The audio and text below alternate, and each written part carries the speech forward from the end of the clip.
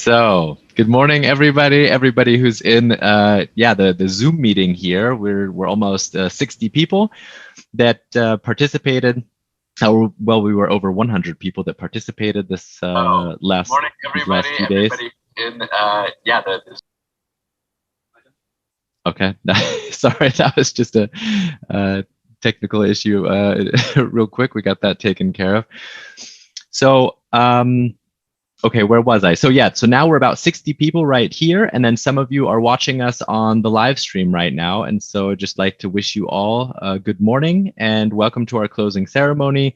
We have a few things prepared today. To start off, we just had a breakout session and we put our participants in the breakout rooms and had them talk about some of the positive things that they experienced. I'm just going to share one thing that's not like some kind of incredible positive like experience, but it was just a situation that was extremely unique and can only happen in this type of situation. We had a yoga instructor from Denmark, and so she called me on the phone. I had never met Annette before, and she says she was doing gardening and she hurt her arm. We can't have a yoga session. I said, okay, well then I'll cancel it. And then she said, well, no, wait, let me reach out to my community.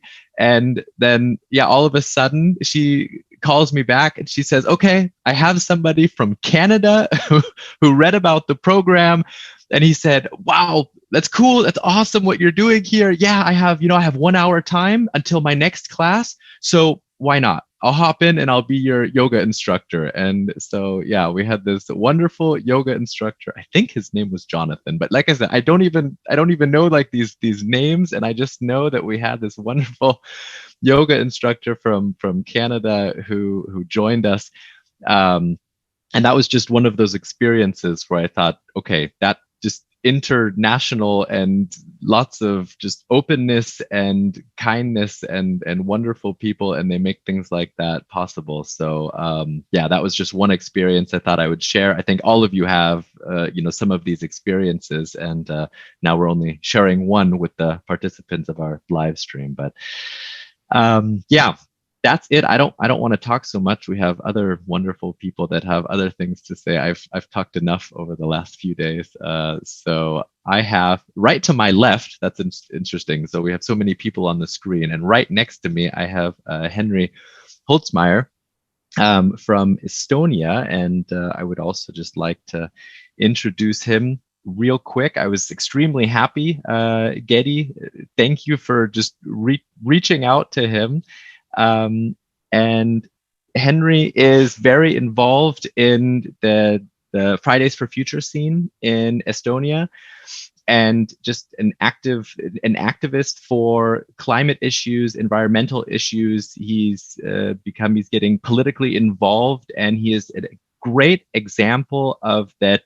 Youth can just take action, and that's what he's doing. He is an example by leading, an example by taking action, not talking, not giving workshops, not educating, but doing. And that is what we were looking for. We were looking for somebody who could give a talk today and really show you what it means to just do and lead by taking action. And so, Henry, I'm going to give it to you. Thank you so much. Maybe tell us a few more words about yourself, and then,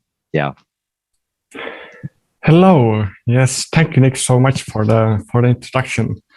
Of course, I take action, but also education and doing workshops is also a big part of the action that I do, that we do with Fridays for Future in Estonia. What can I do? Let's say I'm nobody special. I'm currently 27 years old. I actually took real climate action only 2 years ago. I used to watch videos on YouTube a lot and wonder, the planet is going really bad. Somebody should do something. And at some point I realized that, hey, I could be the one to do something. And from there on, it has been quite a lot of learning. I also work with Friends of the Earth Estonia, which is another environmental organization movement to address the root causes of environmental degradation and show a new perspective to what an alternative sustainable society could be like. I'm really passionate about what a well-functioning economy that cares for nature would look like, and I often promote it where I can. So be aware of promoting an environmental economy.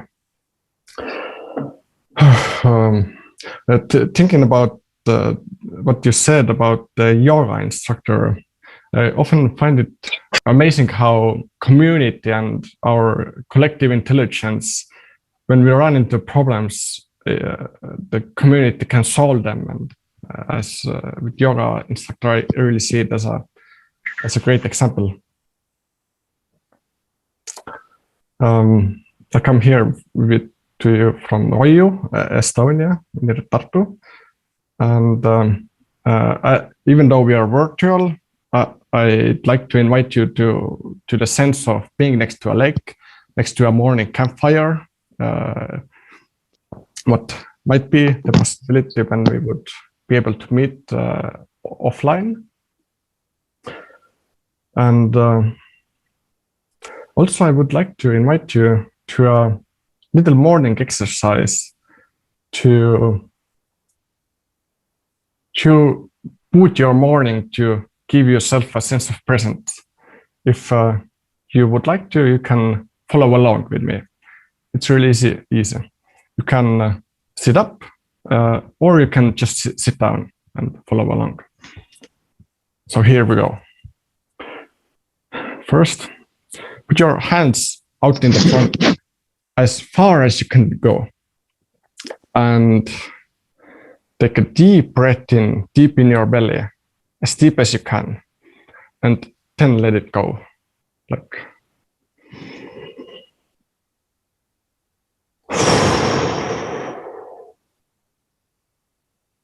If you wish, you can close your eyes. Then put your hands up high as you can. You don't need to go on tiptoe, but as high as you can. Again, take a deep breath in and let it go. Let it just fall out.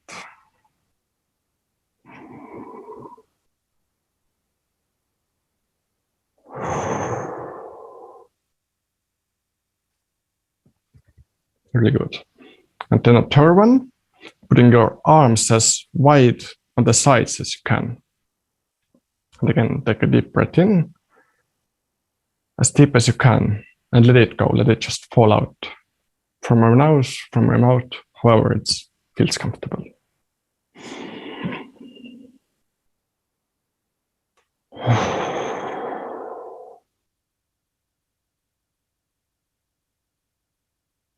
And that's it. I hope you feel a bit more present, a bit more here in the now, and ready to sense along in this short speech. Okay, let's do this. So, time to take action. When I was a child, I had a privilege to grow up next to nature, next to my parents taking care of our garden. I had wonderful opportunity to play. To this day, I can recall the smell of wet grass after it has rained, and the honeybees buzzing around our cherry tree that was in the front yard. And also the feeling of anger when my mom insisted that I would pick red currants before I could go swimming with my friends. Growing up, I was really curious about how the world works and why does it work the way it does. I would ask my neighbors, why do you put the potatoes in the ground in the springtime? I would ask my mom about these flowers that smell so funny. She said that these are lilies and they also stain your clothes. Do not touch them. They don't come out in the washing. And I wonder, like, how she can be sure that they don't come out in the washing. Of course, I had to make my own little experiment. I would just accidentally touch the flowers while playing. Of course, my mom was pissed. And after washing, I got my results. My hypothesis was confirmed. The stains do not come out in the washing. It was interesting to me to learn. And as I've grown, I've become even more curious. I've always found fascinating the question, why are we, human beings, capable of doing so many great things and at the same time capable of spreading so much horror, death, and destruction with our actions? We can cure diseases with a shot of needle. We can invent technology to transcend time and space barriers, connecting billions online, connecting here with you and me. Yet, as a result of our collective actions, thousands of species around us have gone extinct. Grasslands have vanished and deserts have arisen. We have wreaked havoc on the life web that we belong to. Why do we give such horrible gifts to each other and our companions? Looking at the situation that we may find ourselves today, we might feel sad, angry, or even frightened and horrified. To me, there is no deeper sadness to see that your Mother Earth, is dying. Today, we are not the first generation of humans, but we are the first ones to experience the effects of environmental destruction on a global scale. We might not have chosen to be born in this era, but this is where we stand. Our parents, they have been blessed. They have lived in the age of abundance, the age of up, the age of more, the age of growth, limitless vacations, summer cottages, and as many cars as you wish on the driveway. But is it a blessing when it's joined by the curse of destruction?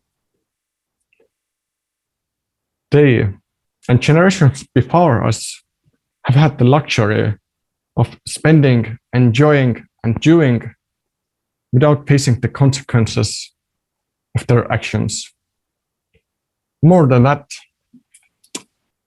I bet that when you look closely, you see that this blessing is a bit hollow.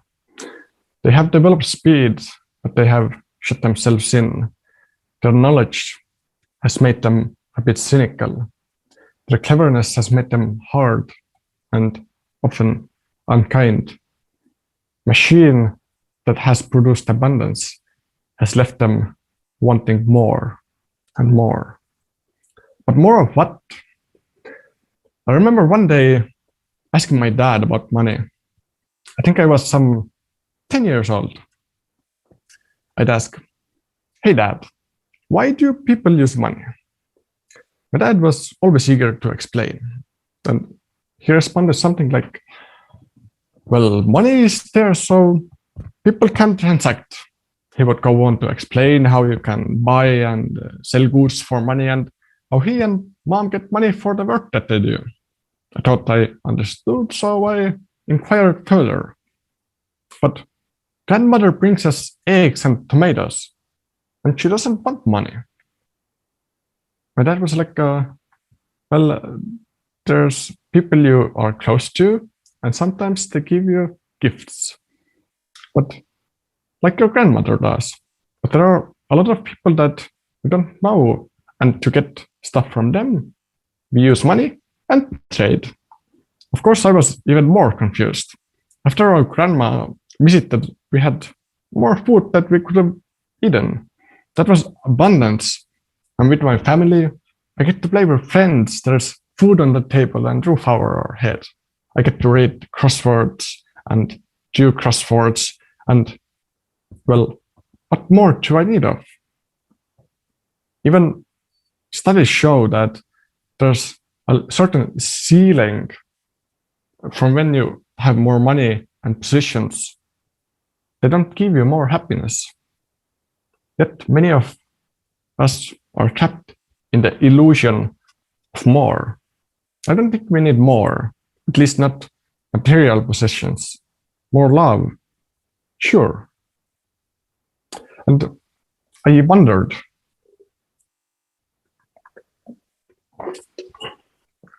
why cannot everyone give gifts?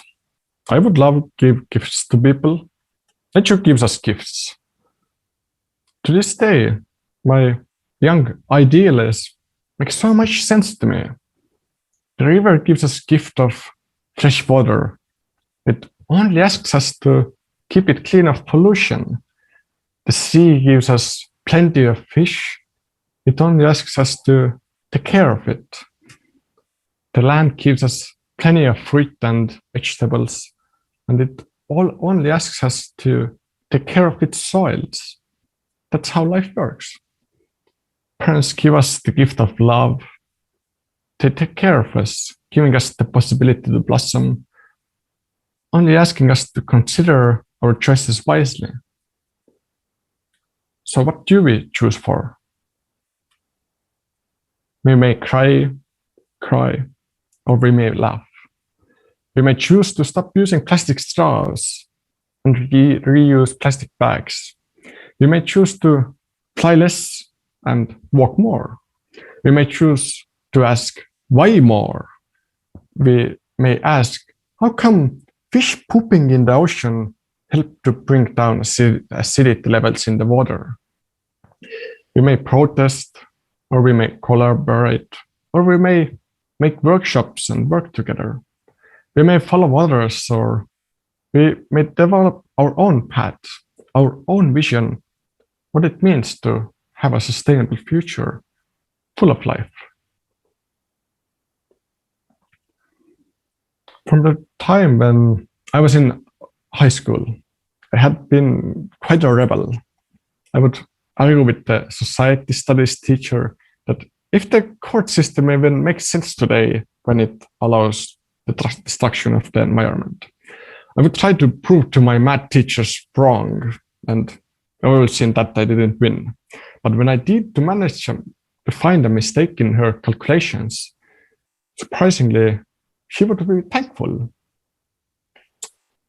And I would rebel and always wanted to speak out the truth that I knew was to be real. To this day, I see that the common, the normal, the everyday way of doing things today is a bit insane. Clearly doing the way we have been doing has not managed to protect the life around us. Every year for the last 25 years have been taking place a global political leaders summit where climate change and solutions are discussed. It's called the Conference of Parties. For 25 years, politicians have been discussing for solutions. Yet, during the same period of time, global human-made greenhouse gas emissions have risen by 50%. We talk about solving a problem for 25 years, and you manage to double the size of the problem while doing it. So I don't think the solution is there in politicians discussing, but I can tell you where I think the solution comes from. The solutions. One day, years ago, I was scrolling Facebook and I came across this video of a young girl. In a soft tone, she was speaking. Some people say that we should be in school instead. Some people say we should become climate scientists so we can solve the climate crisis.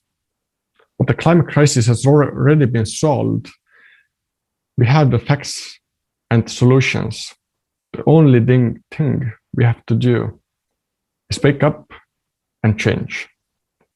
It was the voice of climate activist Greta Thunberg at Helsinki in 2018 October.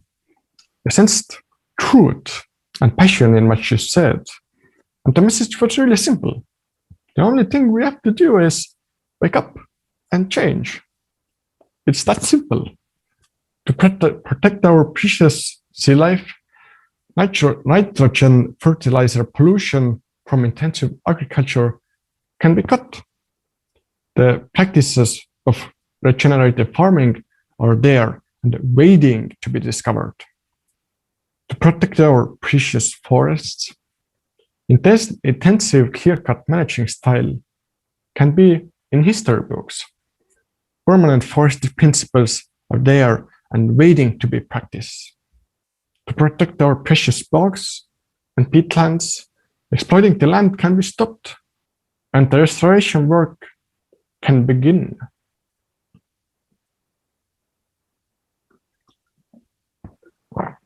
We have the facts and solutions. But of course, the social reality is complex. Today we have jobs. Companies need to have profit, and politicians need to have problems to argue about. The South has been ruthlessly colonized, and some say that the Third World War is just waiting to happen. But physical reality is quite simple. Either we save our soils or we face mass starvation. Either we save our freshwater sources or in future we may die of thirst. Either we learn to love people around us or we drive our species into the history books. The question is, can we change in time? So what can we do to change in time?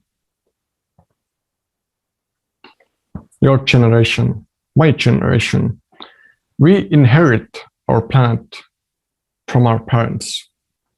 We have the solutions to have to will. Greta did not ask her parents if she could strike. She chose to do what was right. She chose to stand up for what she believed.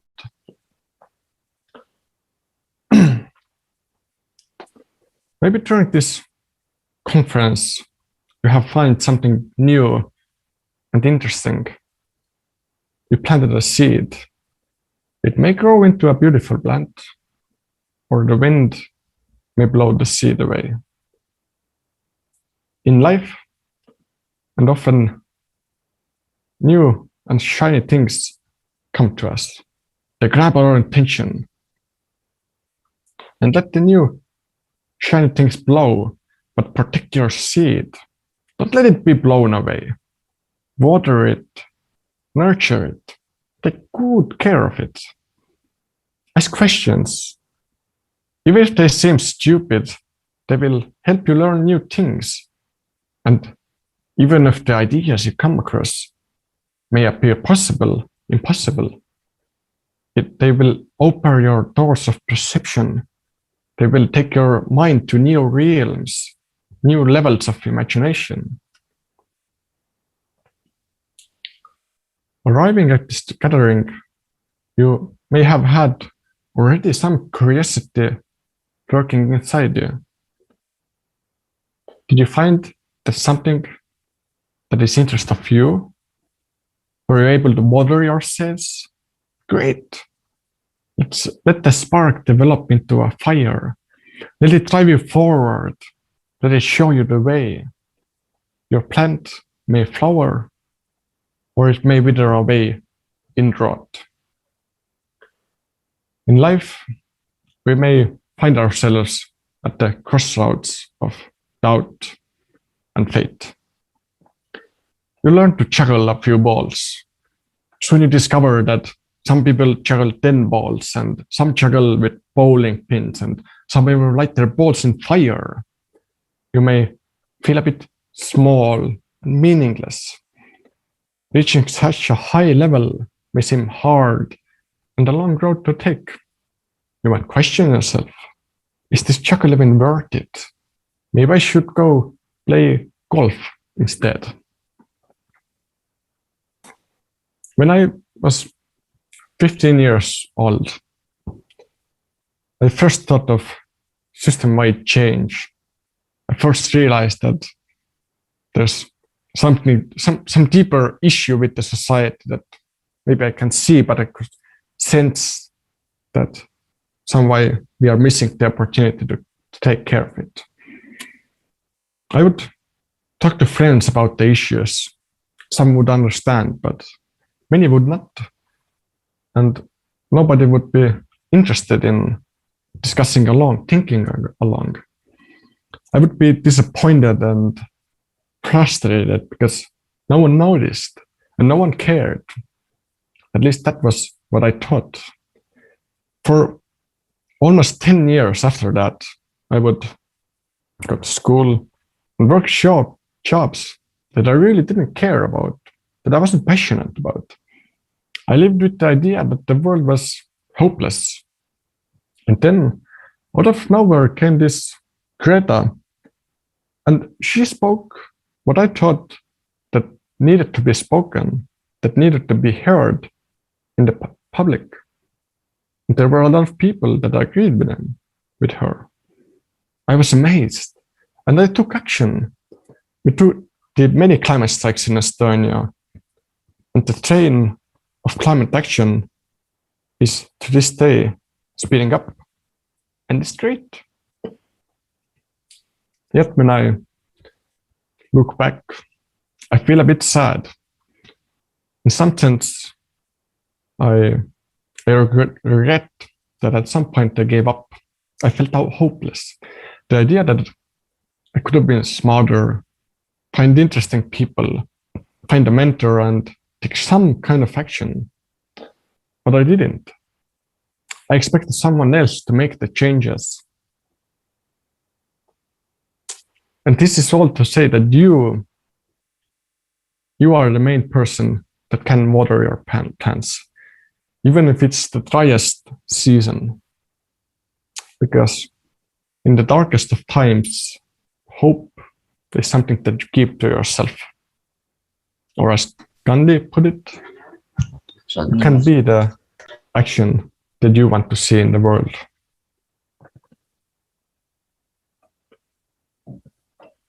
In nature, nothing happens independent of one another.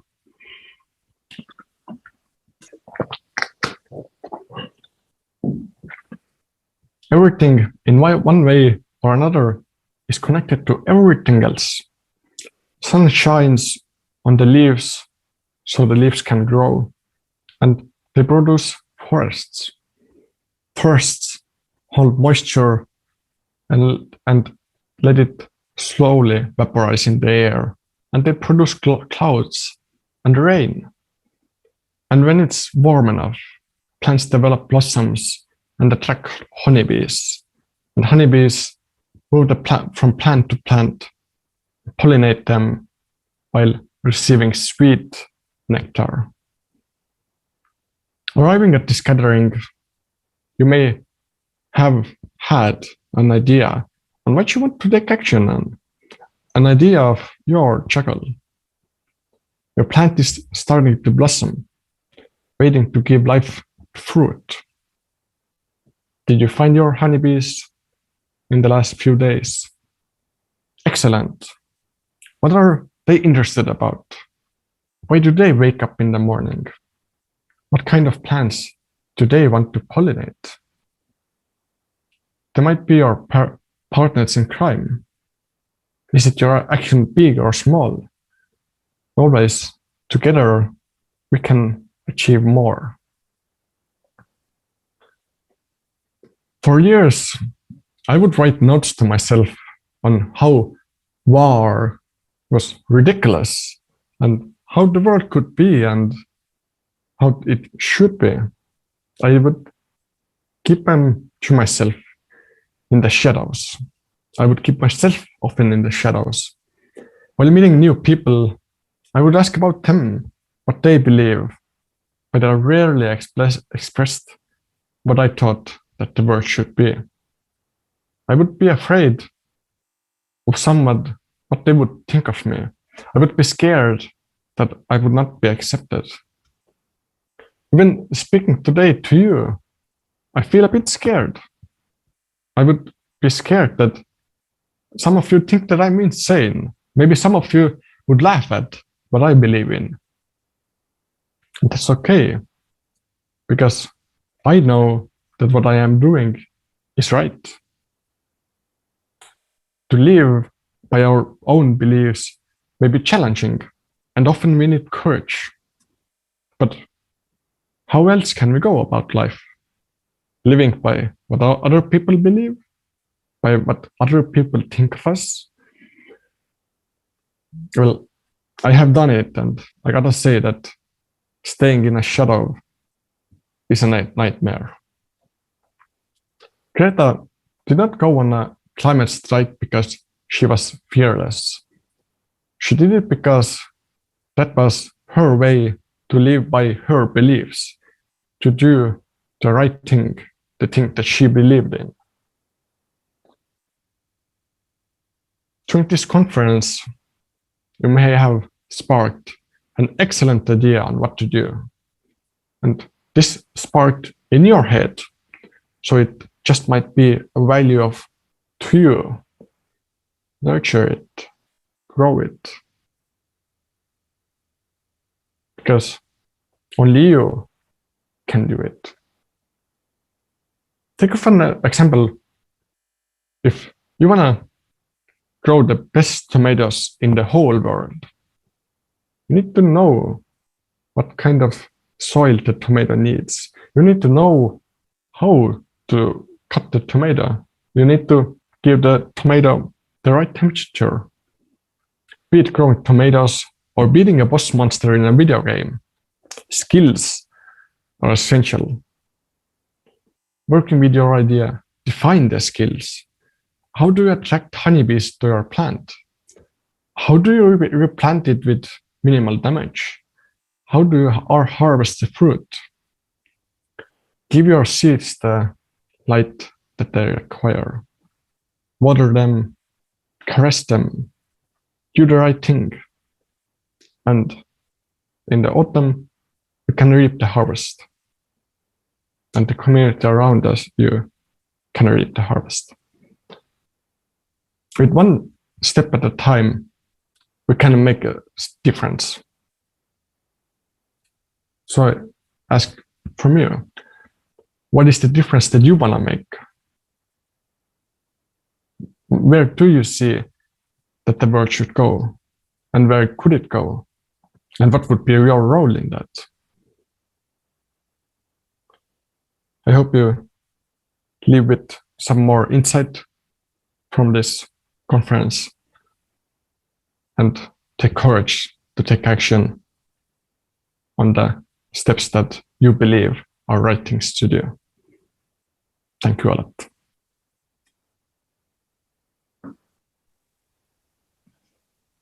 Thank you, Henry. I'm just gonna just like to just be silent with everybody for about 30 seconds. I think that's kind of the best way to respond to what you told us. There's just a lot to kind of think about. So just maybe if you want, also like Henry started, you can just kind of close your eyes, be silent, and maybe just kind of think about, you know, what's that seed right now? What's that plant?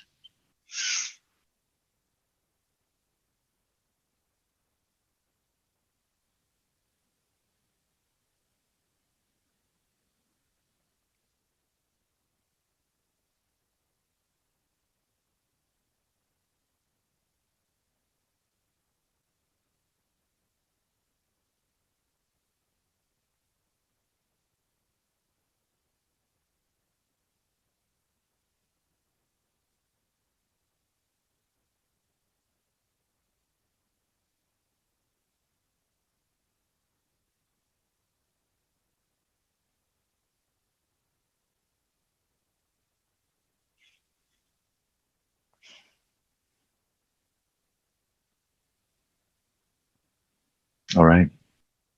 Thank you very much. Henry, I really touched me personally what you had to say at the end. You spoke. I'm not sure you used the word courage, but that's what I thought about.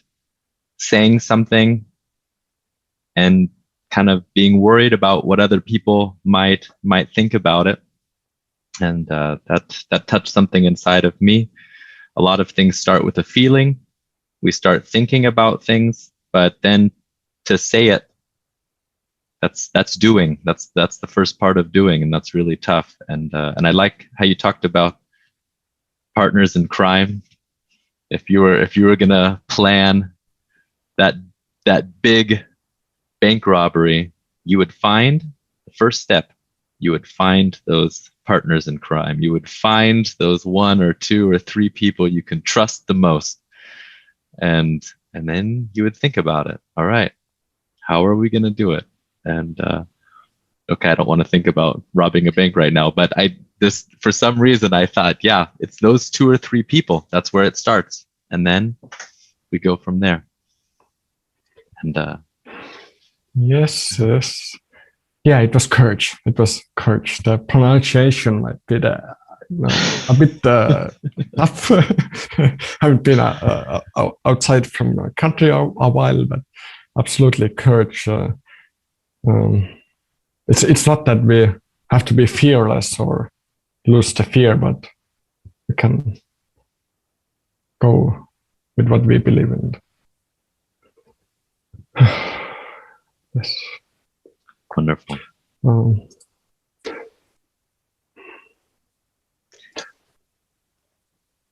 So we have some thank yous in the chat. Also, maybe if there's that something you're feeling right now, just let Henry know in the chat what it was that you kind of felt or thought about, or give him a thank you. Just let him know in the chat what the last 35 minutes maybe was for you. I'm just really happy that you came and spent some time with us, Henry, and especially at our closing ceremony. I think the feeling we were trying to get together over the last two and a half days, I think you somehow just felt that exactly what it was, and you brought it all together for us. So thank you very much. All right. We're going to take just a short break. We're only going to have one little break today, so we're going to take one little 5-minute break right now before we continue, and we're going to continue with the groups and just kind of go through our groups and hear from them. Then we're going to move on to the Bio Blitz. And at the end, we'll be talking to Marie, our visual scribe, and looking at what she's put together from this 3.5 days. And we'll end the day with just kind of a feedback in small groups. And then we'll see when we're finished today. I think the general plan is about by 11 o'clock. So it's a wonderful picture. Thank you for that, Emma. All right, so we'll continue at 9:25. Thank you very much, Henry.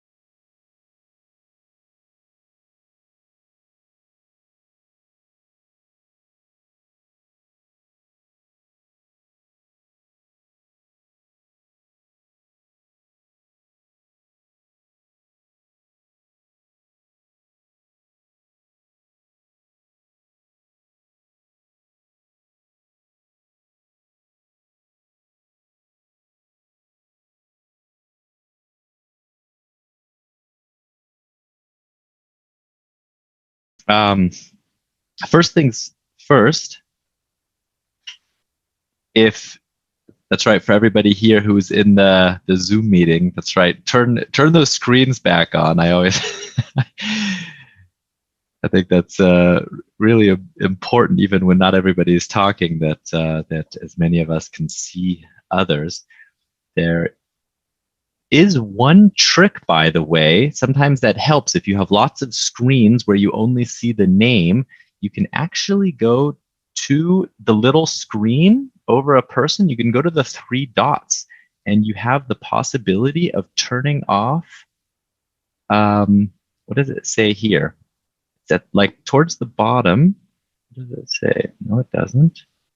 Wait. If they're not, yeah, it's at the very bottom, and it says like participants without video, that you can kind of like blend them out, and then you only see the people with a video. So you go over the small little picture, the 3 dots, and then you can blend out the people with no video.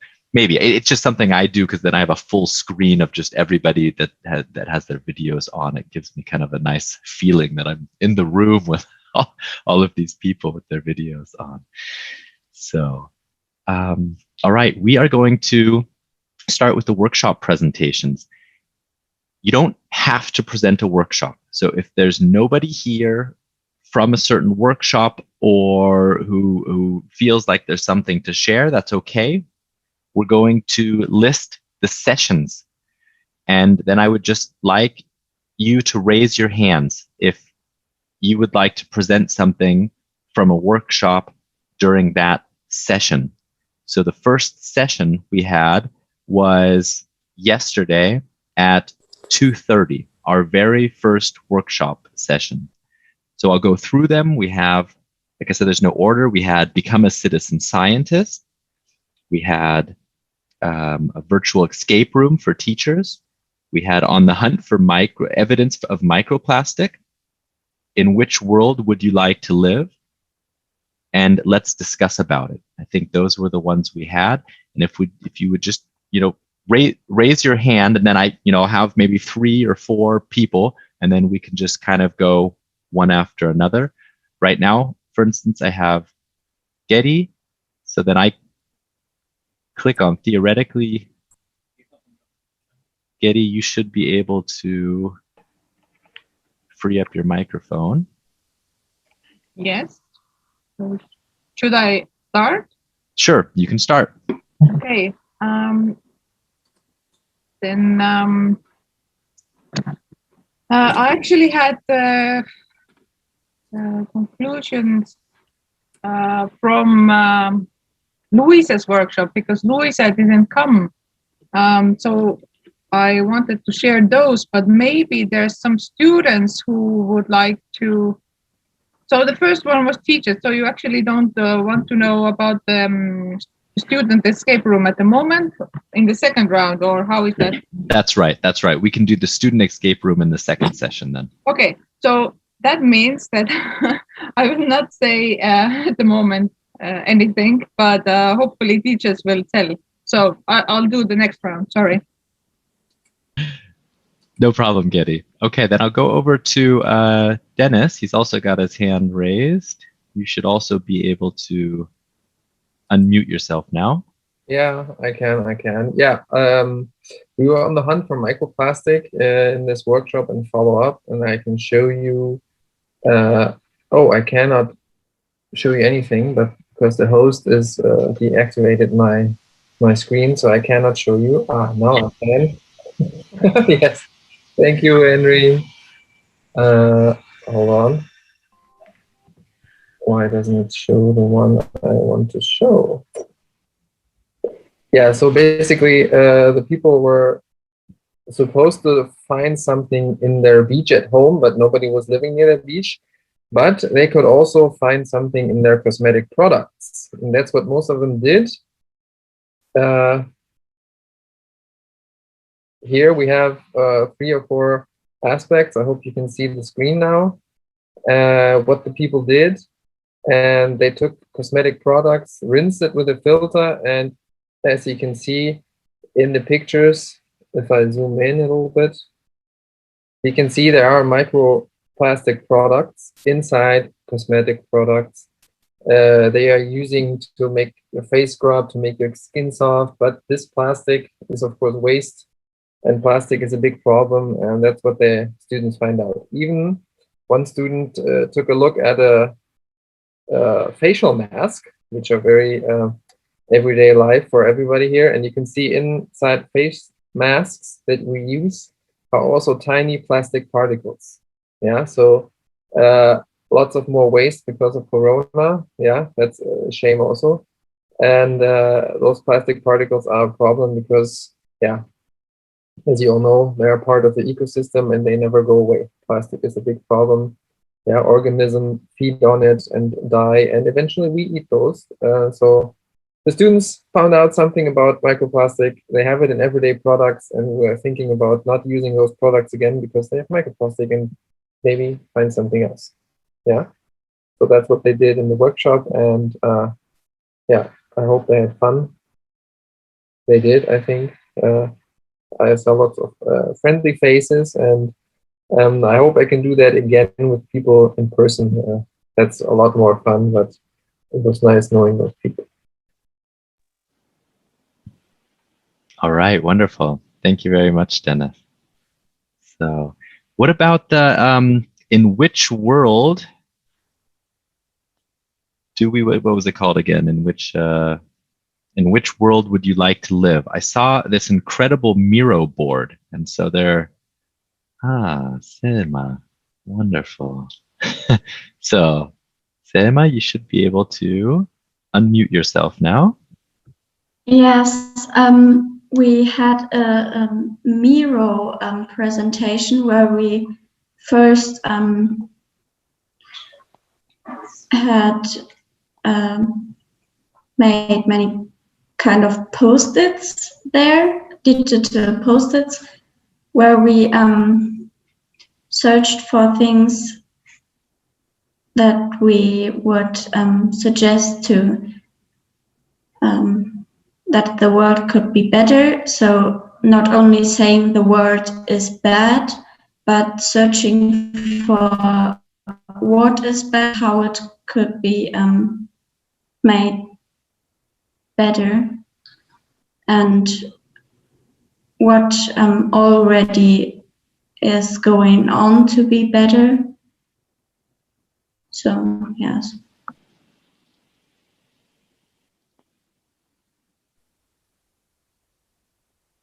So I'm just going to share my screen real quick. Do you all see it here? I think so, right?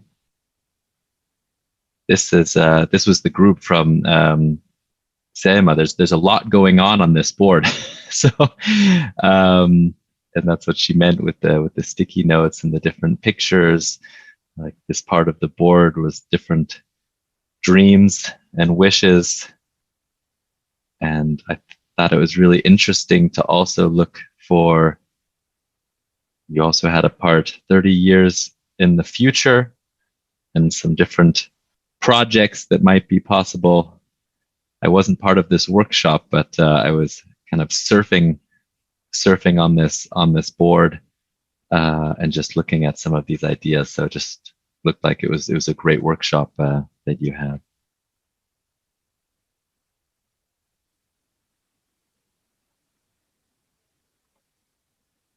All right, so, and the next, Sipa, I'm sorry, I can't pronounce your name. Hello, it's Sipa. Yes. Sipa, hi. I'm from Estonia, and together with Gedi, we conducted a workshop or become a citizen scientist. And Gedi introduced iNaturalist possibilities. And we introduced the topic from our research topic from our, okay, is it possible to share a few slides? Okay, I try sharing. So we have one huge pan-European citizen science campaign going on. It concerns grassland conservation of species-rich semi-natural grasslands also occurring around Baltic Sea. At least historically they have occurred, but they have decreased drastically, and it impacts also many species depending on these grasslands. And one of the species we looked at was cowslip. I hope many of you know it. And we have this cowslip research materials and citizen science materials available in all the languages of Baltic Sea countries. You can see the logos here. So anybody who has not taken part in this workshop, you're welcome still to take part in the campaign while cowslip is still flowering throughout May. So we called people to find cowslips and peek at the flowers of cowslips. You can find out more about this in cowslip.science website.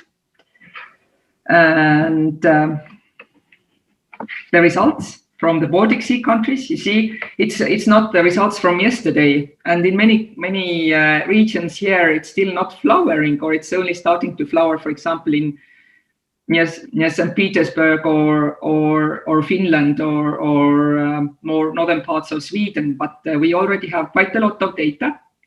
So thank you to everybody who has tried to look for cowslips and has observed cowslips. But what we have obtained so far. So in total, more than 300 observations from more than 300 locations, and people have looked at more than 20,000 cowslips from the Baltic Sea countries. And at the moment, Latvia is doing the best, but they have done also a lot of they have been on media. They started last week with a media campaign. So I look forward to the results, and I hope I can share the results with your community as well. And we will also plan to have a conference in autumn later on about the cowslips and grassland science, and also students are welcome to present something. So thank you, and thanks for the possibility to introduce what we are doing, and I'm looking for further collaboration, and thanks. All right, thank you very much. So then we'll move on, I think, to session 2, and that was, I'll just go through it real quick. We had we had the Become a Citizen Science for Teachers. We just heard about that. Then we had the virtual escape room for students. We also had an upcycling activity. At this point, either one, we had the upcycling 2 times. So if somebody would like to just present the upcycling from Thursday or Wednesday, that would be wonderful. The same goes for the experiment floating potatoes. If somebody wants to maybe show something, maybe show what you did or talk about it, that would be okay. Otherwise, I would say we start, Getty, with you with the escape room. I hope you had fun in escape room. Louisa couldn't come today. She has classes, but she wanted me to tell you this. So I will share my screen if possible. And I have only one slide I will show you. So on this slide, it's actually Louisa's letter, and I will read it out to you. So Louisa said, "Thanks for inviting me. The escape room workshop was really fun and everyone seems to enjoy it. Most of the student teams also got to know each other, and some of them are still in the Zoom and chatting with each other. I left the meeting running in the background so that they can spend some time together." And here is the top 3. So top 3 already also got certificates. But I wanted to try this. I don't know if Henry, technical assistant, will allow it. Maybe to give, like usually in the camps, that if you have done some workshop activities and you have received some places or get certificates, we do applause people. So Is it possible, Henry? So if we unmute microphones and actually applause at the same time? Okay. So yes, that's very important. So let's do it. So I will read out all the names, and then we will applause. Okay. So the first place, thank you, Paulina, Carlis, Ilya, Mark. Second place, Falk, Christians, Maxims. And third place, Hanna, Mona, Sarah. And now we applause. Unmute and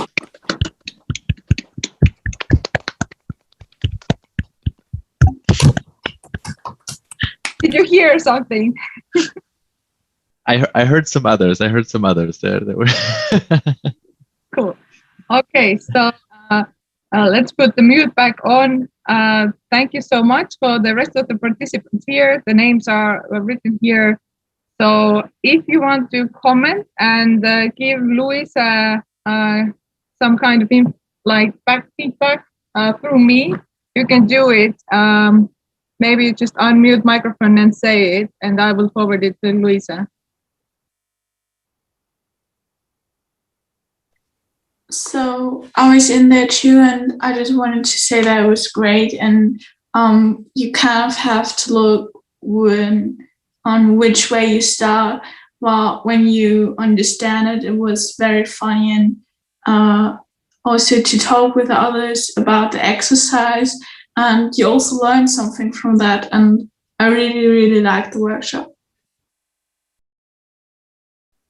Thank you. So I understood it was on theme saving a planet, because I didn't have a chance to do it myself. Would be great if somebody could just quickly say what was the resolution or the main idea. So you first get information. So you got first. You got on a task, and then you first get information, and after you get this information, you get some exercise you need this information for, and then you try to solve the exercise with the information you got before, and in the end, when you did the exercise, then you got an number or letter, and you need that in the end for the password to get out of the room. Sounds a lot of fun. I love escape rooms. I have been in many. This time I didn't get to see that, but next time in the camp, let's do it again. And then we'll build a real one. Okay. So thank you for the time. That is from Luis's part tour, and I'm finished. Thanks. I would also like to shortly say something about the escape room. I also participated. I'm the mark on the list before. And I wanted to say that I also really enjoyed it because I had a nice talk, like an hour or so afterwards. And I hear from others too, in other groups that also talked a lot after the escape room. And I think that this was a really good opportunity to make a lot more contact, because you really had to talk together to solve the problems, and afterwards you just fluently got into a talk about your countries or languages and stuff, and it was really interesting. Thank you so much also for taking this summary from your side.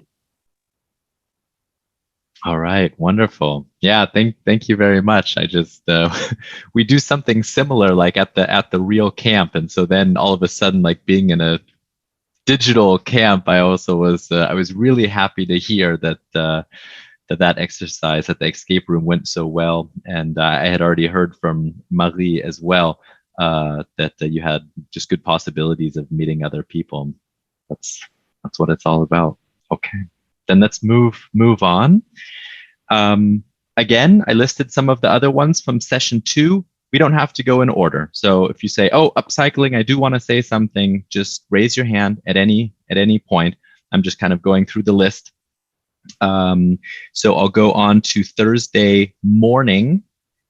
we had the En-ROADS climate workshop and United Apalanga for Sustainable Future.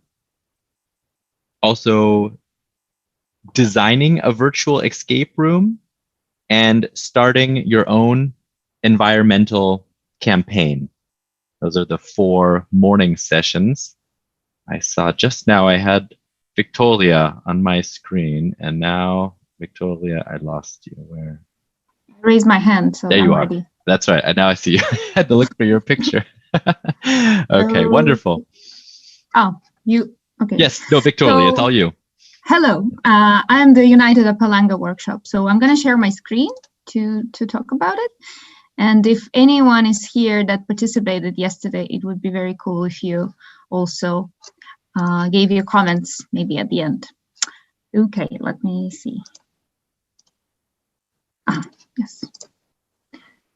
So the name of the workshop was United Apalanga for Sustainable Future, and we did it together with Andrei, one of the Estonian Model United Nations youth.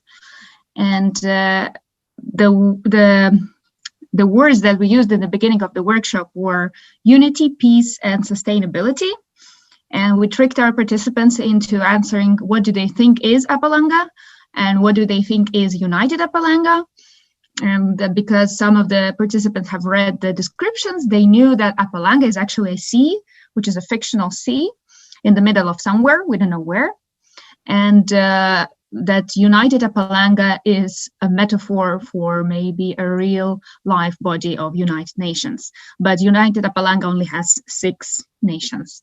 So you can see a wonderfully fantastic map on the right. You see it's like really clear.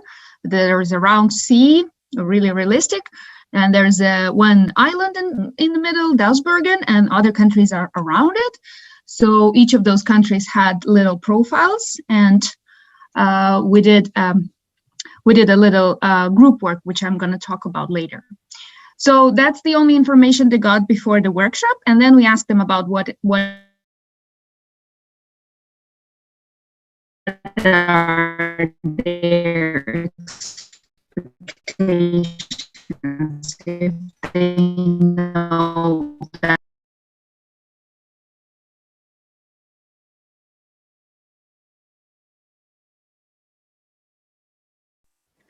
Okay, I hope you hear me now. Yeah, we did. Yeah, we lost you for 5 seconds, but you're back.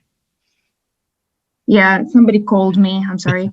I have mobile internet. So the expectations were everybody wanted to have fun, learn something new, and practice their English.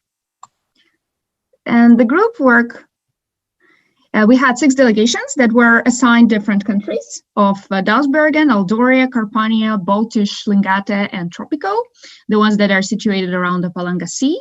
And they had to discuss questions that you see on the screen.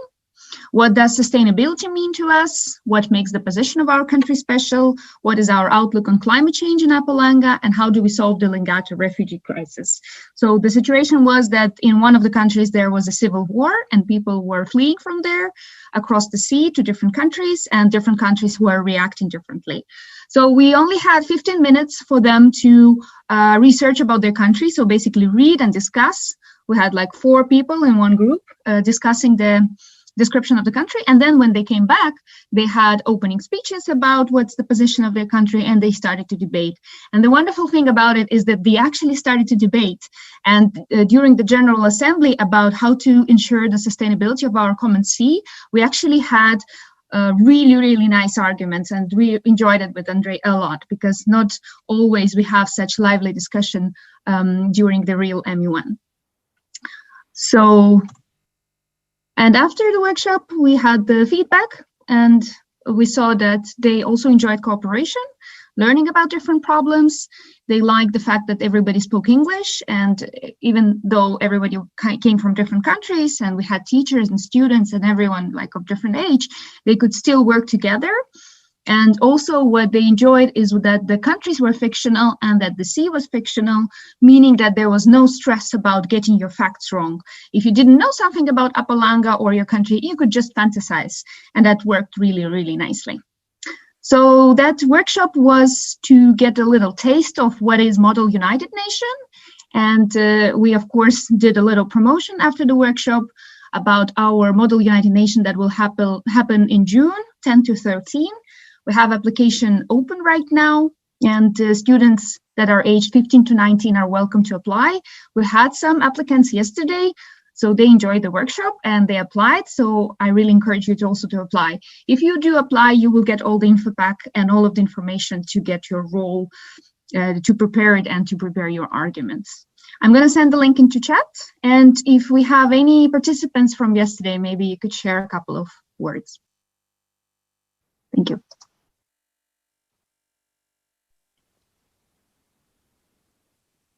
All right, thank you very much. Give somebody a chance. Sonia has raised her hand. Yeah, I want to contribute something too. I can turn on my camera right now, but I think that's fine. Not everybody has to see me.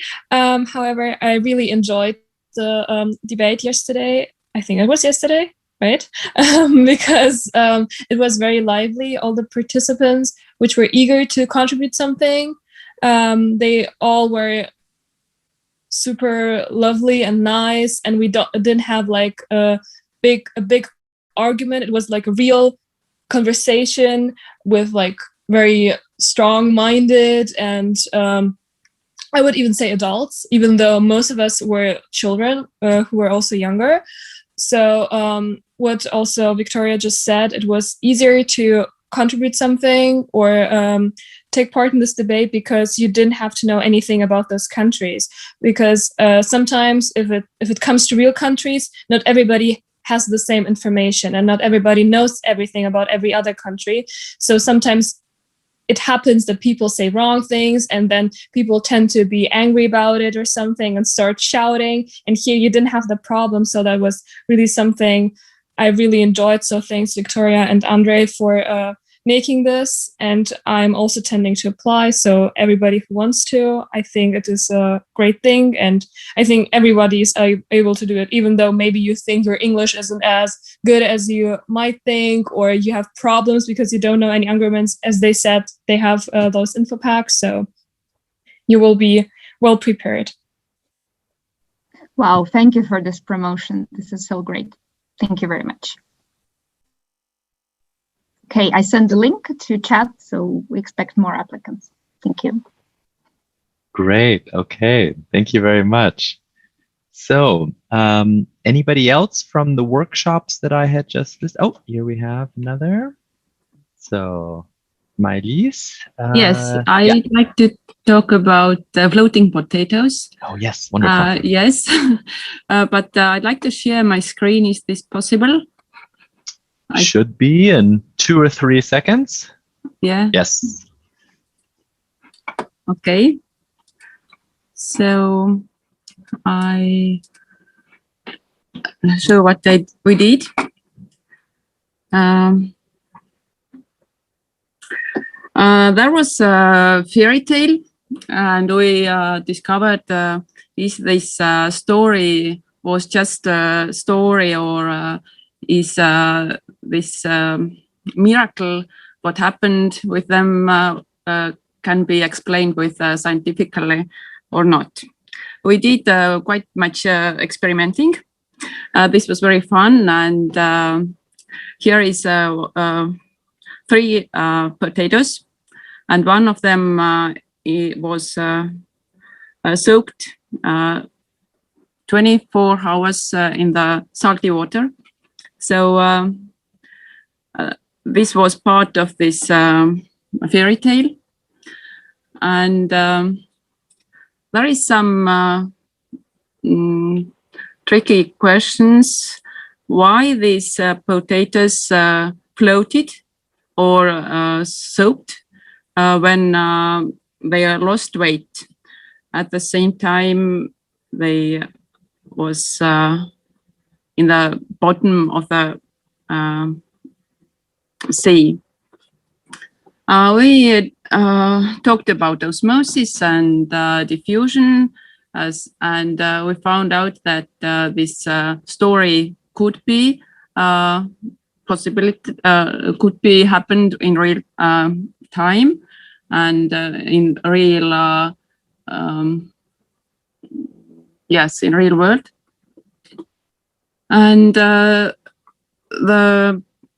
clue term was density. So we discovered this, and actually I had one fan club member from Latvia, Anna. She was very supportive, and she was in both day in my class. And I wanted to thank Gedi to invite me in here, because it seems very good team to work with. So, and maybe Anna is here, and she can talk about my class a little bit more. I don't know. I don't see her. Yes, I'm here. You're here. Yeah. Thank you. I did the experiment. I think it was really cool, and I think it would be for many ages. But no, like people in many ages can do this experiment, and it will be fun for everyone. For kids, like watching as potatoes, some of them sink and some of them float, and for adults who can just try to understand the physics of the physics or chemistry of it. So yeah, I liked it a lot. Thank you. Yeah, I really like to work with you too, and thanks for being with me. Thanks. Yeah, that's thank it. you.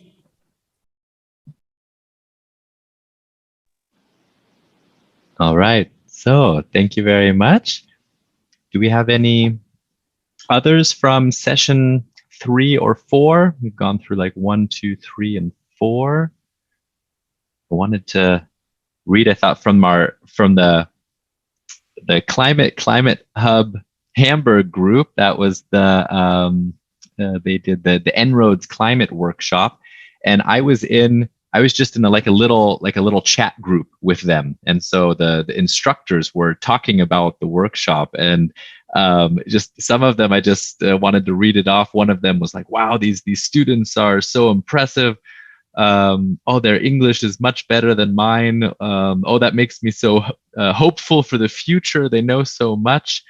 They're so engaged and so knowledgeable." And then at the end they also said, "Well, if they are the future, I have big hopes." So that was the last message. So I was just thinking, I was like, okay, I'll share that with some of you. That was really nice to hear. That workshop went so well, and yeah, apparently you must have impressed them and given them hope for the future. So that was wonderful. Okay, then I'll also open it up to some of the last workshops we had. We had Share Her Power, creating street art stickers, identity, diversity, and cross-culture. We had the youth discussion, air quality of my hometown. I'll start with those. That's right. We also had Future School 2030. I forgot about that. Maybe one of you was in that workshop. Just anybody that wants to share from one of these workshops. Oh, I see somebody, right? Krista, yeah, was waving her hand. I've actually been to that workshop, and it's called Teaching and Learning the Untaught Knowledge. We actually had very different opinions, and then we had this discussion about gender roles. For example, in my school, we have home. It's like this class where girls have to cook and knit, and boys have to do physical work. And then I was like, why can't we do that? Because we can also, do that. And then we had this this discussion that girls are weaker than guys and that we can't do that. And then there was, yeah. And then everyone was like saying their own opinions about it. And it was very interesting because everyone was talkative. They had so much to say about it. And yeah, it was just great. I loved it.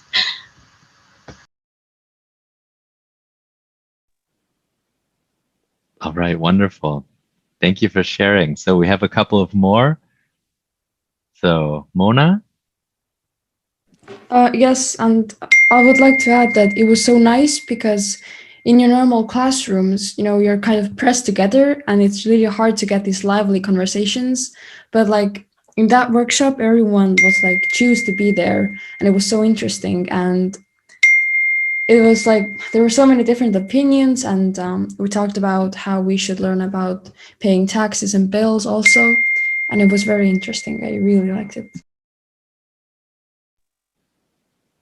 Wonderful. Thank you very much for sharing.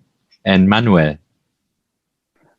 Yeah, I was also in the same workshop and it was extremely interesting. We discussed a lot in the breakout rooms, what we would wish to have in school. And also we talked a lot about maybe encouraging self-confidence and also maybe learning how to present yourself, because we thought that would also be pretty important. And so we also had a lively discussion about that. And in the end, we also voted which things we thought were the most important things. And everybody could choose 3 things. And that was also really interesting.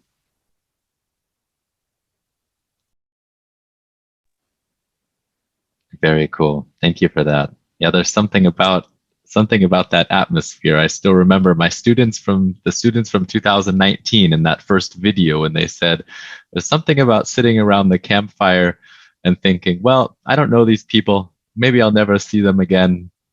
Maybe I can just open up and, and be who I really want to be. So maybe that helped in some of those workshops. Great to hear. Thank you. All right. I'm just going to go through like the list, the final workshops that I haven't mentioned yet. We had, Marie is already raising her hand. So please. Yeah, so maybe I can just briefly share about the Share Her Power workshop that we had for making street art stickers. So I could show just 1 or 2 slides if it's possible. Maybe you can make me the co-host. Thank you. Yeah, so the workshop that I proposed was about street art and making stickers to share ideas about climate change in our streets. And in the workshop, we discussed climate change and climate justice, especially the fact that even though the richer countries and the big corporations are the ones who are causing more pollution in the world, the first ones that will suffer from the consequences of climate change will be the people living in the global south and in the countries that are maybe not so rich. So we talked about these aspects of climate change, and then we looked at some inspiring examples of climate activism. So especially we talked about different climate activists from global south countries, especially indigenous peoples. And also we looked more at activists who are female. So we watched some videos and talked about examples such as Nemonte Ngimo, for example, who is from Waorani Nation in the Amazon rainforest, or Marinel Ubaldo, who is from the Philippines. So we saw that what they are doing in their countries about acting against climate justice, climate change. And then we made some different street art stickers to share in our cityscapes, to give more power to the ideas that these activists are spreading in the world, and create curiosity among people to also learn about their work and maybe become climate activists themselves. So here are some of the stickers that our group made. Yeah, and it was really nice. I really enjoyed meeting the young people who took part in the workshop. If any one of them wants to share something, maybe Mark or Sophie or Chelsea who were there, you can do it, or if not, then it was really nice meeting you. And I had a really good time in the workshop. Thanks. Yeah, I wanted to say I really enjoyed the workshop, and it made me think about climate change and what we can do. And yeah, it was very inspiring for me. Wonderful, thank you. Mark? And I also could say that, yes, that was really inspiring and interesting watching those videos about the women from all around the world, especially from Asia and Africa, who are fighting climate change, and how they're doing it in their way to protect their home. And yeah, it was really inspiring. Great, thank you. I was also in the workshop, and I can say it was very interesting watching on how not only men, but only young girls from the age of 10 and 12 made a very big change in the society and started doing stuff to prevent more of a global climate change that with the bad effects. And it was just interesting watching how young girls and women took action to change the world. Thank you very much for sharing. Yeah, thank you. And I can maybe just say that these stickers, we will actually print them and start sharing them in our cities. And we also will make an Instagram account to share more ideas and inspiration about these great activists. So thank you for being part of this process. That is great. Thank you so much. I love the idea, the hashtag, share her power. Okay. Then let's, did I list off the last workshops? No, I don't think. 1 second. We had, that's right, we had the yoga workshop and the power of kindness, 35th anniversary of the Chernobyl disaster. And yeah, maybe if you were part of these workshops or a different workshop and you haven't shared yet. So yeah, wonderful. Zara, we'll start with you. Okay, I hope you can hear me now. So I have taken part in the kindness workshop, Power of Kindness, and at first we talked about what we would like to learn in this workshop, and some people said that they would like to learn how they can be more kind, because sometimes it is a bit difficult for some people, and also new ways how to communicate with others, and and how big the impact of kindness can be. And then our coordinator of the workshop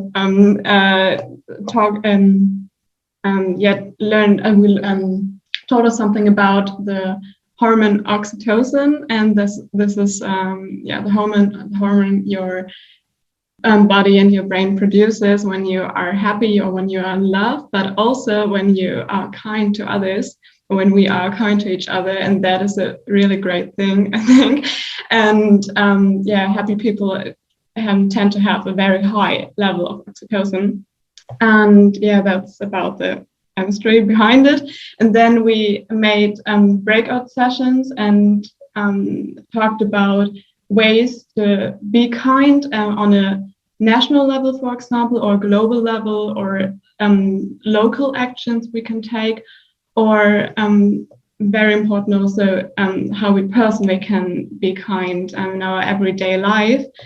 And we found out that it's really sometimes about the small things, just smiling and be open to others, for example, and that everyone can make a difference in that. And then we talked about why it is sometimes so hard for some people to be kind, and the main reason we found out was that that some people think they make themselves very vulnerable by being kind, and then tend to, sometimes maybe in their friends group, be kind of mean. Some people said that in the workshop that, for example, also people at our age tend to be mean sometimes, also even if they don't mean it in that way. But then we started, then we started a challenge, and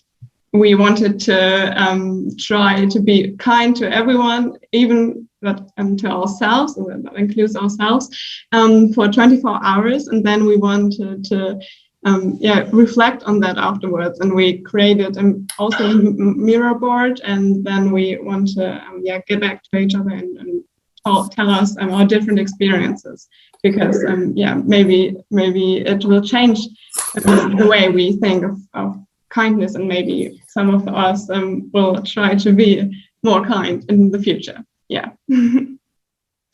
Wonderful. I would just ask, we have several people who are raising their hands, so let's stick with this workshop. So if one of you was also in the kindness workshop, just unmute yourself and share some more. Yeah, I was also in the workshop, and I think Sarah just said everything important, because we now doing this challenge, or try to do this challenge, and then we created such a Zoom room. We also put on the mirror board, and just want to go back there and tell and speak with others about our experience, what we done. Wonderful. Thank you. Anybody else from that workshop? So Nick? it doesn't. Nick? Oh, Camilla. Yeah. Hi. Sarah and Mira, that was very nice to hear you explaining from the Power of Kindness workshop. Great job. As you just said, we made a mirror board, and Corinna, she made a WhatsApp invitation for the 24-hour challenge of the Power of Kindness. So we are actually having a chat ongoing from this morning around 6:30 or something like that. And everybody joining the WhatsApp group of Power of Kindness are sending thoughts, music, different types of quotes, and breakfast pictures, and there has been shared a lot of positive vibes. So anyone can join the group, the Power of Kindness group on WhatsApp. But Nick, I don't know if everyone got the invitation, or could anyone see the mirror board, because then they can see the invitation on the mirror board. So I can share my screen. Let me get the Miro board up. Yeah. But anyway, while you are finding that, it was a workshop with a very high intensity level, and all participants was so dedicated and very honest, and it was quite a nerve to be in that workshop, because everyone was so engaged and honest. So we started out here. Maybe Sarah, you can say something about this mirror board. Would you like to do that? I can do it. So yes, as you can see there, we made up our minds about the things we can do global, and there are, for example, help organizations, and and that you try to be tolerant and to every other culture and other people, and also the global networks play a big role in that. And then we went on to the other post-its. For example, in the national level, we talked about that some countries, for example, Germany, have already some things like taxes or something like that to create more fairness. And we think that it's very important that you are yourself and that you try to help others even if you don't know them, and be solidary. I don't know if that's right. And then the most important thing is also what you can do in your everyday life, as I said beforehand. For example, just showing interest in the life of others by asking them how they feel, how they are, is a very good way, I think, to be kind to others, and then you get it back. And what's important as well is that you don't expect anything when you are kind, and then you will be the happiest because then you get the kindness often back when you don't expect it. Exactly. Thank you, Sarah. And Nick, are you there? Yes. Okay. So should I share? I'm going to try to share.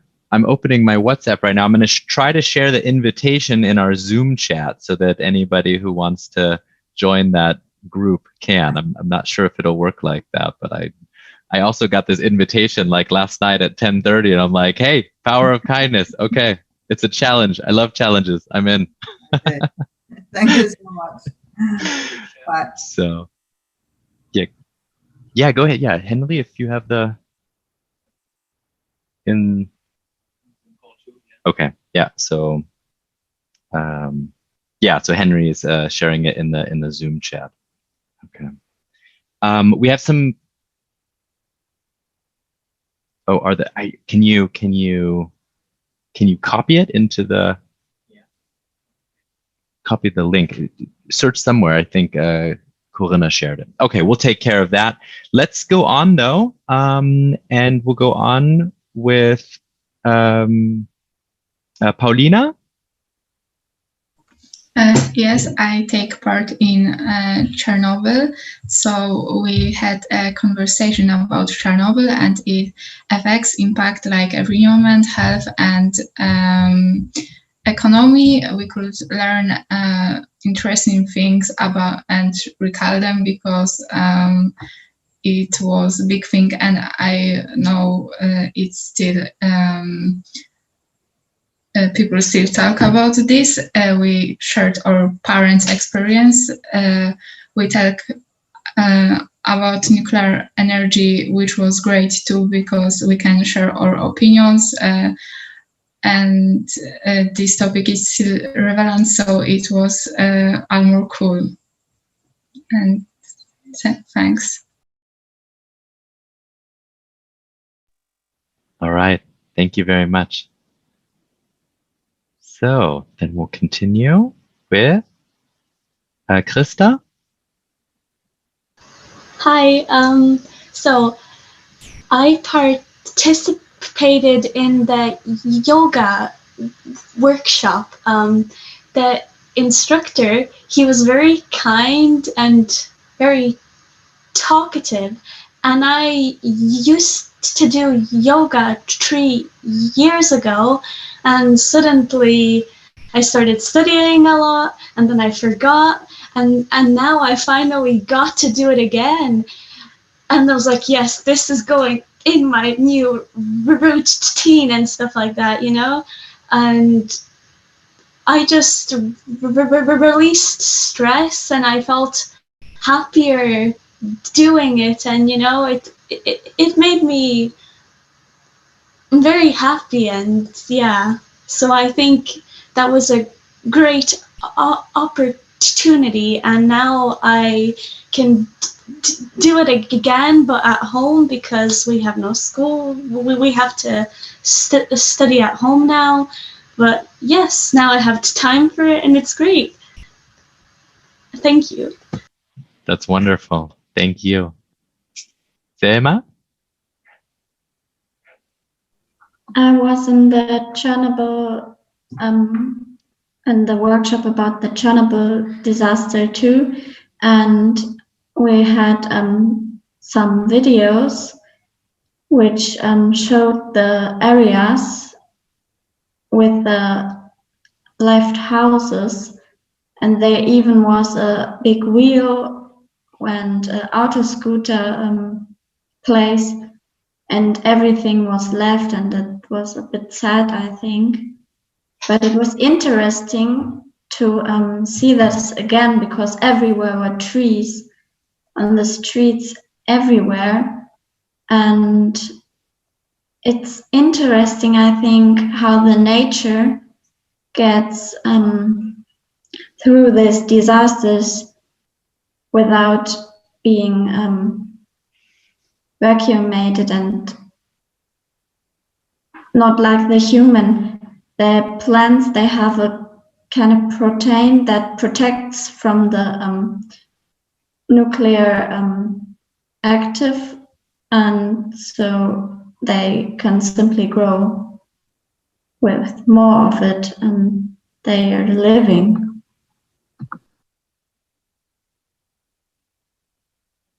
All right. Thank you very much. Thank you all for sharing thoughts and feelings, and and what your new plans to do. Also, Krista, who you said, okay, that's going to be part of my new routine. I'm doing it. Wonderful. Okay, is there anybody else that another workshop that maybe we haven't talked about yet? Somebody who would like to share something else about a workshop? Yeah. I would like to talk about one workshop. Alec, yeah, please. Yeah. So we talked about the air pollution and what the problems are, and mostly we didn't really argue. It was more of like coming up with things, because there are a lot of problems still with the air pollution, but we also saw that in some areas we lived, it wasn't really a problem. So in a lot of places where we tried, we had this website, I don't know if you can look at the website, but where you could see the air quality around your home.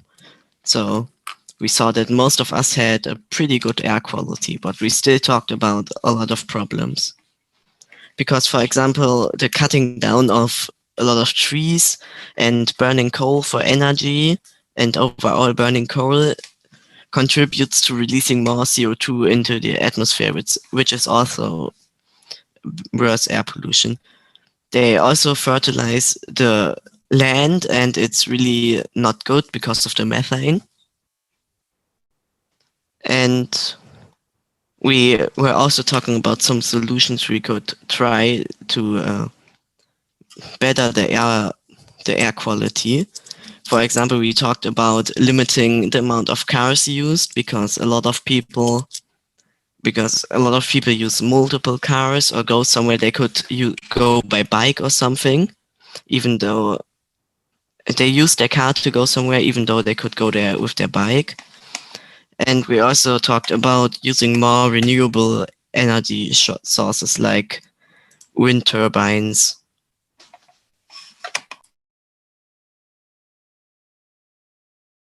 All right. Thank you very much for sharing. So, anybody else?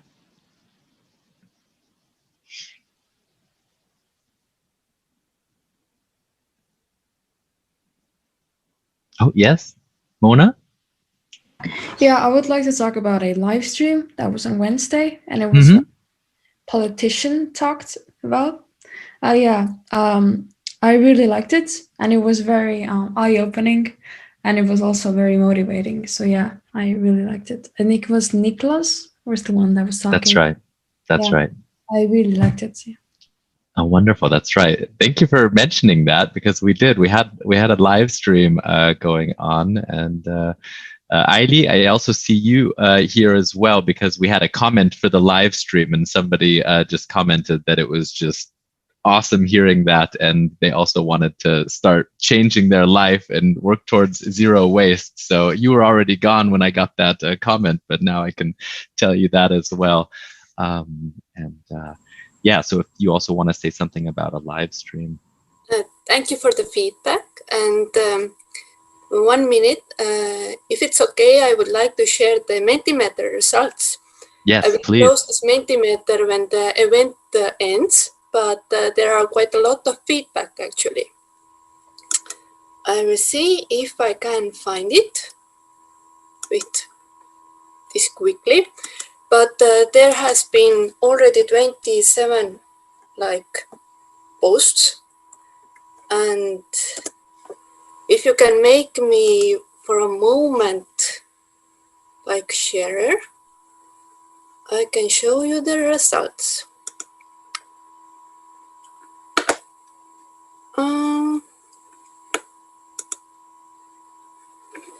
And these Mentimeter results are also visible for the participators. So if you have posted in there, I hope you could see also the results when you opened it. So I will share the screen for a moment. There are quite a lot of the typical answers, like we can recycle things. And if the food is starting to going bad, we can freeze it. And what I really liked was that someone from Iceland commented that for them it was normal to eat dried fish when they were young. And I see this also coming to trend, that people start to try their food. Maybe you have already tried the dried kale chips or something like that. So it is a really good thing to revive. So I really love this feedback that we got in that Mentimeter board, and it will be shared afterwards also. So if you have good ideas, you can still post in there. So thank you for participators and listeners.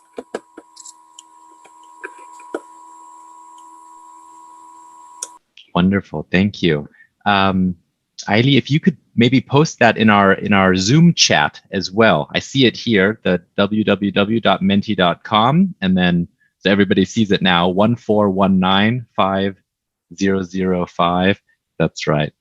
Just post that in our chat, and then if others also have tricks and tips that you've learned from parents and grandparents, that would be wonderful. Okay, so Anna.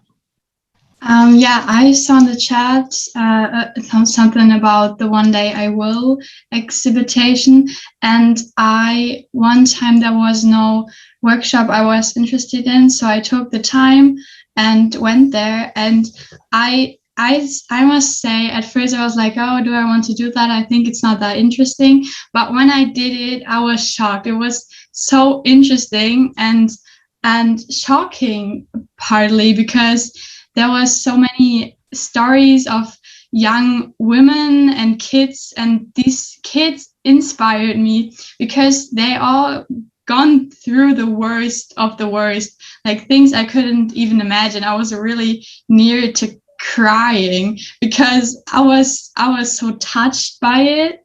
And the photographer did a really good job by presenting what the kids feel, and in some kids' eyes you could see like the pain, and that was really touching. And if you haven't done it, I would really English I would really visit it. Like it's do it, just do it, take your time. I told my parents about it, and they're gonna do that too, and it's really inspiring. Thank you very much for that. Yeah, share that with parents, friends, and anybody else. Also, maybe with even with a teacher who might want to just kind of make that part of their class. I think that sometimes it's, I mean, even just, I'm a teacher myself, and when a student comes to me and says, this was an incredible experience, and I think it would be really great to do that with the rest of the class, I don't say no. When a student comes to me with something like that, we do it. So, and I think there's other teachers that would do it as well. All right, wonderful, thank you. We're going to speak, I'm going to write to everybody who was on our live stream and also ask them if it's okay to kind of take their live stream and make that into a video that we can have on our YouTube channel, and then also kind of post these videos maybe once a week on our Facebook page as well, and kind of, you know, put a spotlight video with a few sentences about what the video is about. So hopefully we'll get some of these talks then onto our channel, and maybe you'll be able to watch them if you didn't have a chance. Okay, great. Well, I think I would move on to Getty right now, and we talk about our 36-hour BioBlitz challenge. We didn't exactly have like 20 degrees and sunny weather, right? That's what I was kind of wondering. I was like, we've had more participation in the past, but I don't know. Over here, we had a storm on the one day and rain on the other day. So I was thinking, well, I don't know. I didn't go outside either. So, Getty. Yes, so I'm really glad that you did go outside, and I will show you the results very soon. As we also got a message from one school teacher, and the students from that school, they told that they couldn't really participate in the camp so much because of the school lessons, but they did go outside whenever they found that there was a period of no rain, and then they went and did the BioBlitz. That was cool to hear as well. So I will share my screen. Hopefully you can see it. So the BioBlitz was actually 36 hours of light time that I counted in, but I didn't count in night time. It was actually a longer period, and we had 75 signups. So 75 people from the camp participants, or the ones that weren't in the camp but really wanted to come, signed up for this. And I noticed that not all of them actually could find the time because of the rain and other circumstances to join and actually do observations. So one of the ideas I had was maybe to prolong it for maybe a little bit after this camp. So they could actually try it. And if you haven't tried, you can also still try it. But here is the top list. So most observations were done. I told you about one school that didn't come to the camp, but they had, periods of time without rain. And this is the same teacher. And they had, under her account, they had the whole class. So 65 most observations, because it was the whole class going outside and checking the biodiversity. I also want to say thank you, Chelsea G, whoever's username is that, because you did a lot of observations. 57, Rasa, Regina, Rezia, Beta, and these are the observations. So this means that you're taking a picture of something, and maybe you have even took a picture of the same species different times and you had forgotten, but these were counted as observations. So, but the most species within those observations were also this Vilja Bodonic team, also Chelsea, Regina, Raza, Well, I did some too. And Regia. I don't know if I pronounce it right. You can correct me if you're here. And overall, we had actually 335 observations within 36 hours of light time. And at the same time, workshops and live stream going. I think it's pretty good result. If you could have had 36 hours without planned day, there would be definitely more, over 1,000 and so. But even though there was only 335 observations, we found 193 different species, which is pretty good. And then we had, from those 75 who signed up, actually only 26 could do the observations.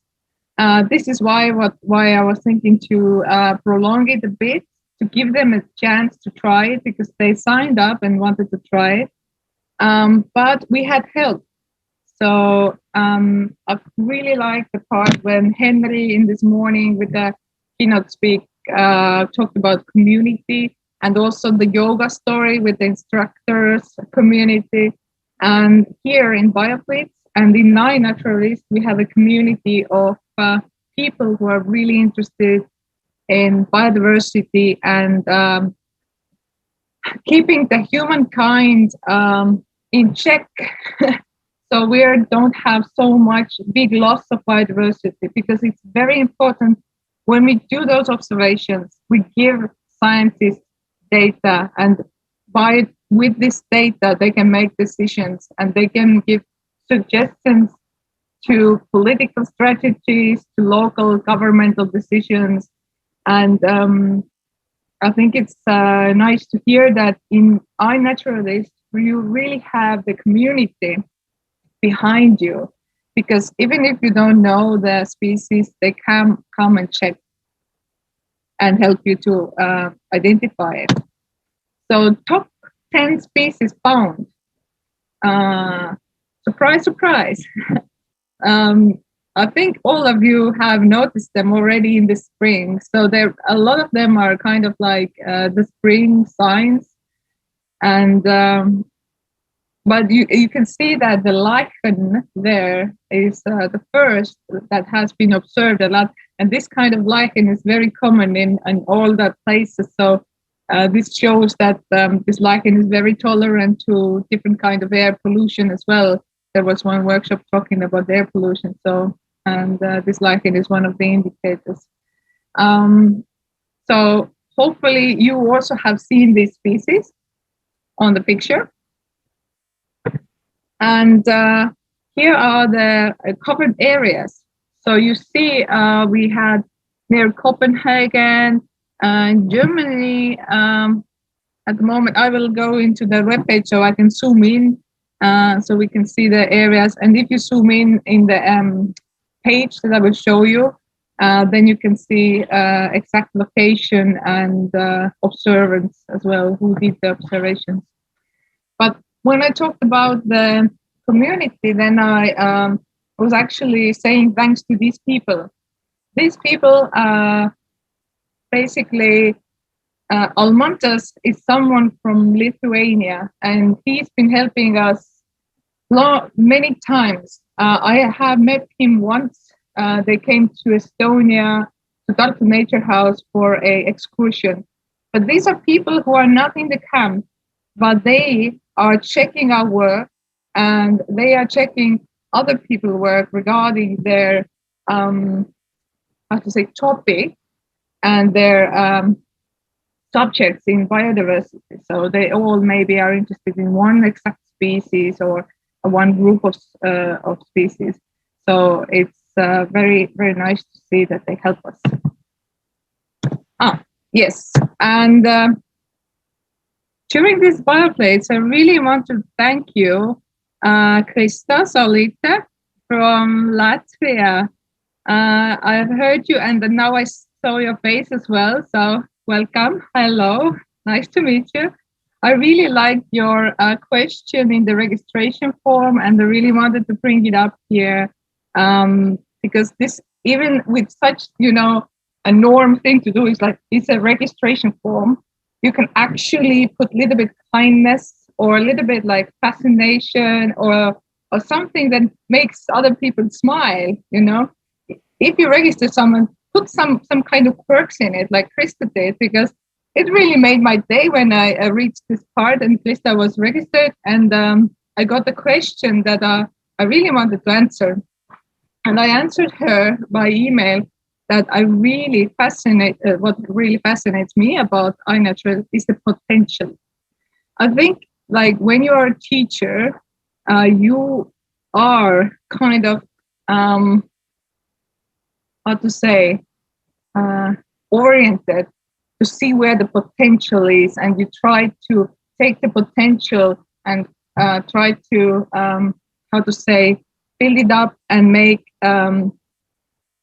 people who have potential. All of us have potential for a lot of things, and we try to make people believe in their potential. And also, iNatural has potential to change a lot of things in the world and for the environment for better.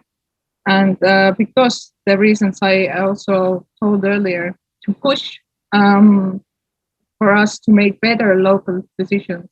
And from local decisions, we can make better regional decisions and so on, and make them a global movement or a global understanding. So, Krista, thank you. And when I entered this camp on Tuesday, do you remember who were the two first people who you met? So think about it. So I remember very well, and I want to thank you, Enno and Karlis. And I really, Karlis, I think you're here too, hopefully. Yes, you're here. And I really kind of took something that Karlis said in the first, there was 3 minutes or something like this. And we had a small talk. And I really wanted to take the conclusions in a different forum, than not just to talk about only biodiversity, but what we do is called citizen science.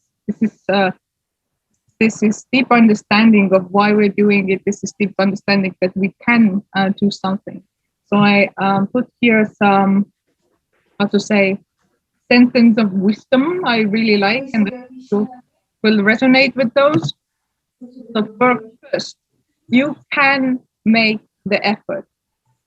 So you can go out, you can get up, you can finish things. So you can make the effort. Also, our everyday actions matter. And if we talk about greatness, then it is what you do every day. Not one big thing that you do once, but every day you do something and feel greatness. Also, being open-minded and self-aware keeps you learning. So the people who really tried and really came, like in the first session, and had to speak with strange people. I mean, strange, not like we're like strange, but we're not familiar with each other yet. So it keeps you learning. And if you're uncomfortable, that is growth. And if you were uncomfortable of doing something during the camp, after camp, you feel that you are grown. And you can create your own motivation. I really also like one participant. I didn't write down your name though, and I had forgotten. But he said that he joined the citizen science workshop because this is something that pushes him to get up and go outside. So just get started. Don't think too long. And it's not being perfect, but giving 100% towards your goals, not other goals, but your goals. And it might not be easy, but it's definitely worth it for your own growth. And at this point, for the Blitz results, because this has impact. And if you keep your motivation, because we know now that we can keep our own motivation and no one else can do it, then you will grow into discipline, and then you will have habits, and then it's easier to start doing things. And it gives you the possibility and ability to pursue what really matters to you and what is right. And this is when you start demonstrate your courage and your consistency of doing something, because citizen science also can be very consistent. You can go and do it every day and have the courage to be out there in the community and have somebody to comment on your observations that this is not really the right species. And then you learn, okay, well, now I learned that this species is that, and then you will get to know more. So I think all of you who took part and were in this camp, in the conclusion, you got this. You got this. You can do it. And you have taken actions as citizen scientists. And I thank you for that. And hopefully, this will keep all of us going further. And I just wanted to give, because one of the first questions we had in the speed dating room was about superpowers. So I will reveal one of my secrets to you. So you don't have to keep the secret. You can share the secret. But the secret is, sometimes when I'm in a situation that I don't know, or I feel afraid or frightened, then I I kind of stand up. So you can do it with me. Okay? So you can stand up. And think of who is your favorite superhero, or what kind of superpower you would have if you could choose one. And the thing is, it's very important the way you hold your body. So don't do it while sitting. This is the most important part. So you have to be really standing up, open your body, and maybe some of us have seen it. It was also in Grey Anatomy, actually, one time in the series. So what you do is you don't look at the camera, but look away to the window or somewhere, and put your hands on your hips, because this is how superheroes stand, right? So, and stand like that, legs together, but make them apart a bit. Look into the distance and really thank yourself for being here today. 1, 2, 3. Thank you for being here today. And then take a silent pause and really try to feel the power inside of you, like you have a sun inside of you, like it goes everywhere. It goes everywhere. Just try to feel it. Okay? So it comes out.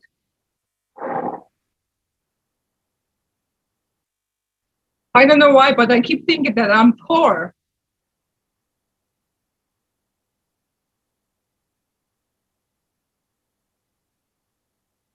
Take a moment for yourself. Feel happy and proud about yourself that you came and participated in the camp. And really, like, push up your chest, really, like push it up, like, yes, I got this.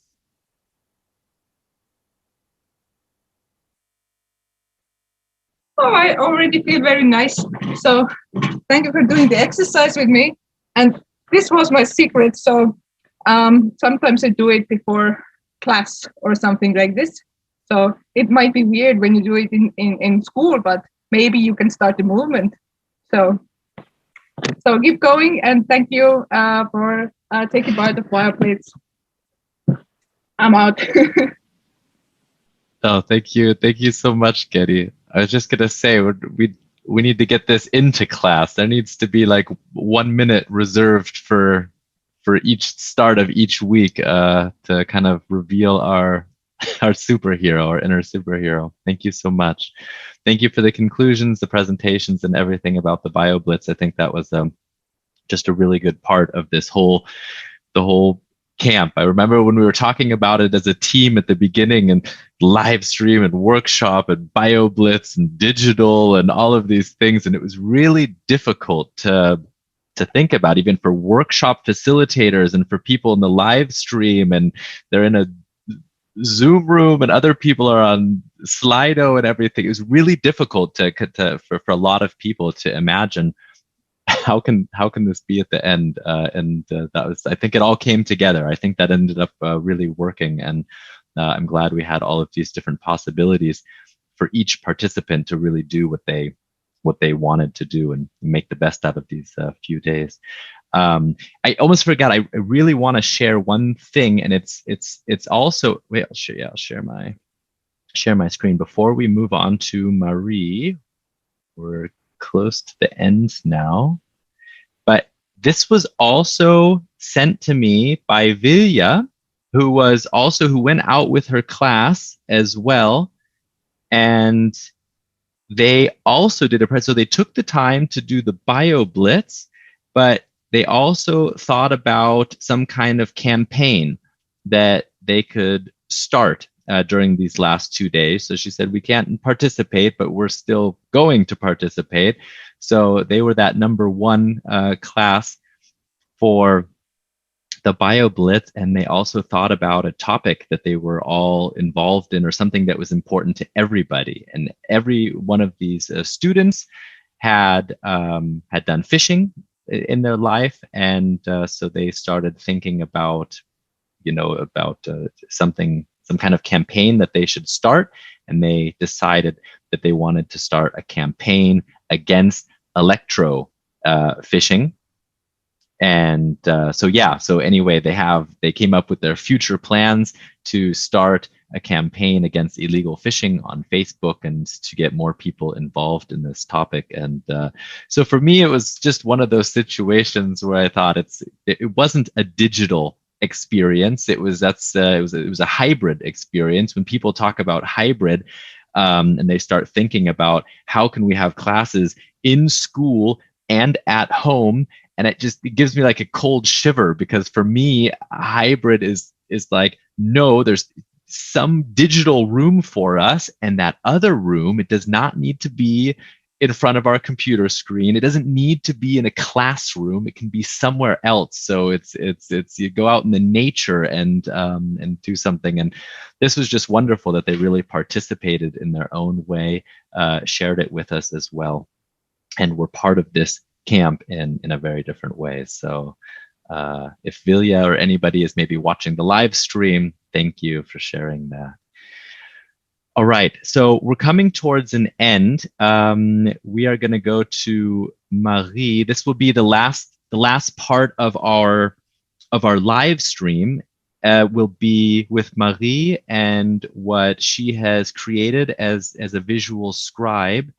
And then but I don't want you to leave then. We're going to have kind of a different way of leaving. The last thing we're going to be doing is kind of a feedback, but in breakout rooms. So that'll be the last thing, sending you off to breakout rooms with some others. You'll have a link to a Miro board. It's a very positive form of feedback. We're not thinking about the organization. We're really only just thinking about us. We're thinking about mind, heart, and hand. And you'll be doing that in your breakout rooms. You can take as long as you want, stay as long as you want, and that'll kind of be the end of this all. But first, we're going to start with Marie. Marie, you introduced yourself on Wednesday at 1 o'clock at the first session. But still, I would just ask you one more time. We might have a few people who weren't there, so just tell us, what were you doing during this week? And then when it's time, I will kind of share what you created for us. So, hi, I'm Marie, and what I did was that I looked into some workshops and live streams, and I kind of wanted to catch the feeling and the thoughts and interesting ideas into a picture that I drew.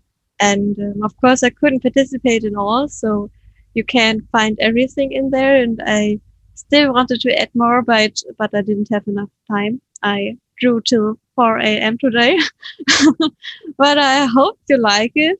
It's very colorful because I think that this whole event was kind of colorful with different opinions, different people, different countries, and different feelings. And I hope I could kind of catch it a bit. And yeah.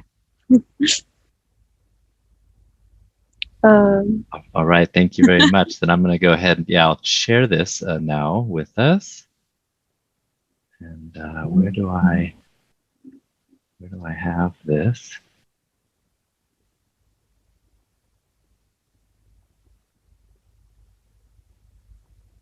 Okay, I think I'll just do it this way.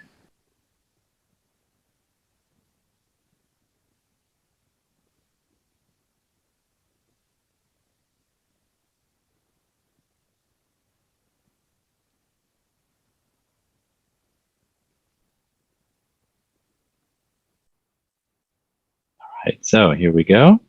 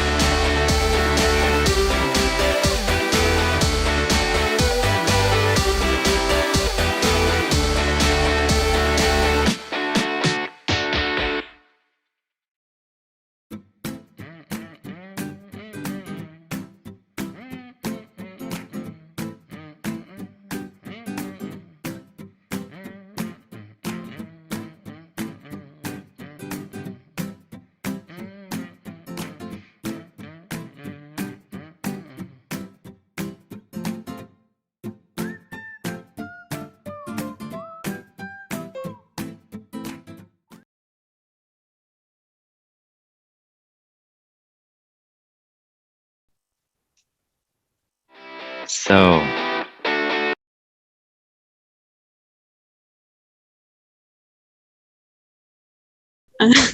thank you for the thank yous in the chat.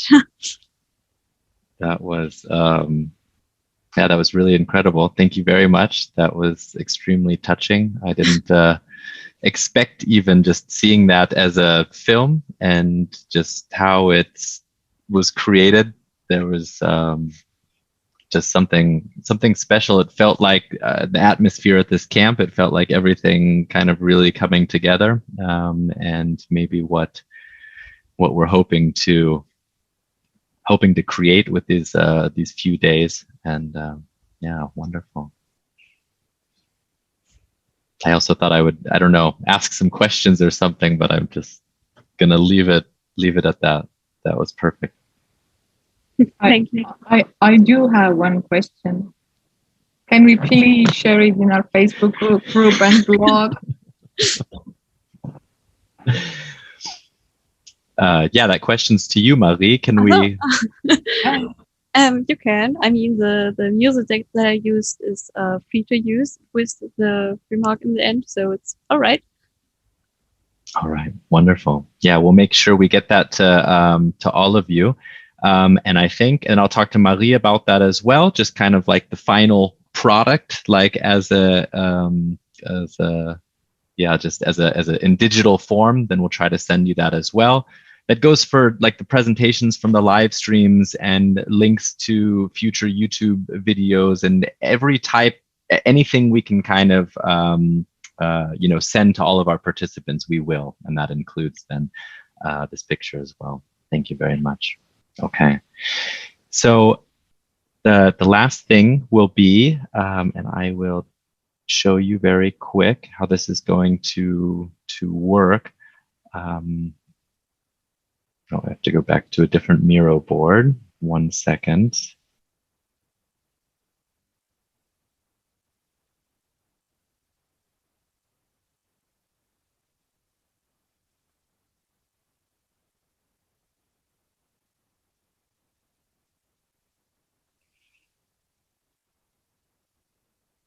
Okay, so you're going to get a link to this board right here. Some of you have used Miro now in some of the workshops.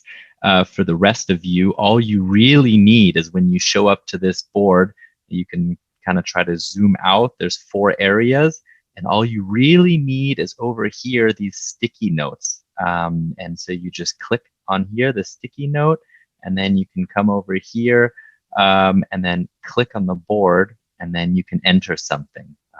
You can also, if you make a mistake, you can click on the undo, or you can also delete it. And so I would just like you to, you're going to be in groups of about 6 people. So feel free to talk about these things. You're also in the groups so that other people can help you. If you can't open the Miro board, or if you have problems, then please ask others who are on the Miro board to help you. I'd like you to think about kind of the aspect of fun. What did you enjoy? And then the aspect of mind. What did you learn? The aspect of heart. What do you feel? And the aspect of hand or body, and will. So what will you do? What will you do today, tomorrow, next week, this next year?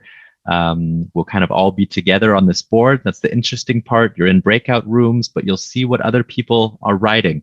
And so I would just, anybody who has another, 15 or 20 minutes, please participate, add some responses, but also take time to check out what others have written. Stay in the breakout rooms as long as you would like. Stay on the Miro board as long as you would like. And yeah, that's it from me. That's right. That's right. I need to say goodbye to our live stream. Is anybody waiting? Bye live stream. And also thank you for being a part of this. And yeah, this last activity is then just us in our breakout rooms. And I know sometimes this is a part where you have to try to get out all of your thank yous and list all of these different people. And I try to do that at the opening ceremony. And the thank you goes out to every single person. I see the workshop facilitators and keynote speakers. They also participated in their own way. And I think everybody, all of our participants, were again learning from each other. That's my vision of education in the future. We're all learners, and we stay learners, and we just learn together. And so thank you for all of this. I'm going to put in the link to the Miro board now into the Zoom chat. I'm not sure if I can share that with you again in the breakout rooms. I can do some kind of shout out, but I don't